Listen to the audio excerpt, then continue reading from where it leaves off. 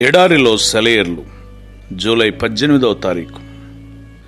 తన ఎడల యథార్థ హృదయము గల వారిని బలపరచుటకై యెహోవా కనుదృష్టి లోకమందంతటా సంచారం చేయుచున్నది. 2వ దినవృత్తాంతములు 16వ అధ్యాయము 9వ వచనం.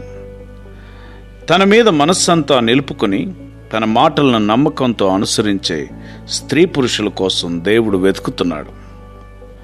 ఆత్మల ద్వారా గొప్ప పనులు చేయాలని అంతకు ముందెన్నడూ లేనంతగా ఆయన తహతహలాడుచున్నాడు. శతాబ్దాల గడియారం ఇక చివరి గంట కొట్టబోతున్నది. నిజంగా నిష్ఠగల హృదయం సహాయంతో దేవుడు ఎన్నెన్ని పనులు చేయించగలడో ఇంకా ప్రపంచం చూడలేదు. ప్రపంచమే కాదు, దేవుడికే ఇంకా ఆ ఛాన్స్ రాలేదు. ఇంతకుముందు జీవించి గతించిపోయిన వాళ్ళందరికంటే ఇంకా సంపూర్ణంగా తన పట్ల భయభక్తులు కలిగి ఉండేవారు ఎవరైనా కనిపిస్తారేమోనని దేవుడు ఇంకా ఎదురు చూస్తున్నాడు.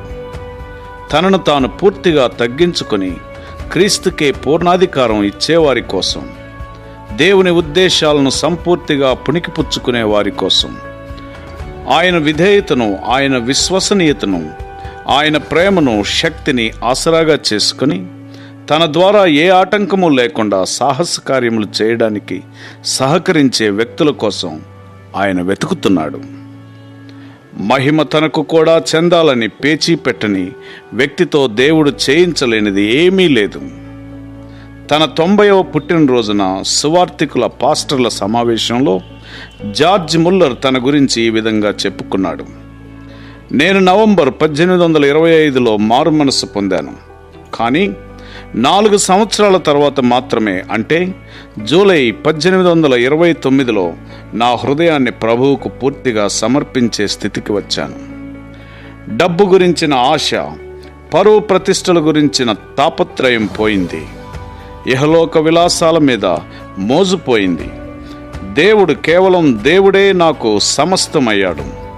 నాకు కావలసిందంతా ఆయనలోనే దొరికింది. మరింకేది నేను కోరలేదు. దేవుని కృప వల్ల ఆ తృప్తి అలాగే ఇప్పటిదాకా ఉండిపోయింది. నన్ను పరమానంద భరితుడిగా ఉంచింది. దేవునికి సంబంధించిన విషయాల గురించే పట్టించుకోవడానికి నాకు సహాయం చేసింది. నా ప్రియ సహోదరులారా, మిమ్మల్ని ప్రేమతో అడుగుతున్నాను, దేవునికి మీ హృదయాలు పూర్తిగా అప్పజెప్తారా? లేక ఆ విషయము ఈ విషయము దేవునితో నిమిత్తం లేకుండా మీ మనస్సులో ఇంకా ఉన్నాయా? నేను అంతకుముందు కొంతమట్టుకు బైబిల్ చదివేవాడిని, కానీ ఇతర పుస్తకాలు ఇంకా ఇష్టంగా చదివేవాడిని. కానీ తర్వాతి కాలంలో ఆయన తన గురించి తాను చెప్పుకున్న వాక్యం నాకు చెప్పలేనంత ఆశీర్వాదాన్నిచ్చింది. నేను మనస్ఫూర్తిగా చెప్పగలను, దేవుడు ఎంత ప్రేమమయుడో వర్ణించతరం కాదు. మీరు కూడా మీ అంతరంగాలలో దేవుడు ఎంత ప్రేమమయుడో రుచి చూసేదాకా సంతృప్తిపడి ఊరుకోకూడదు.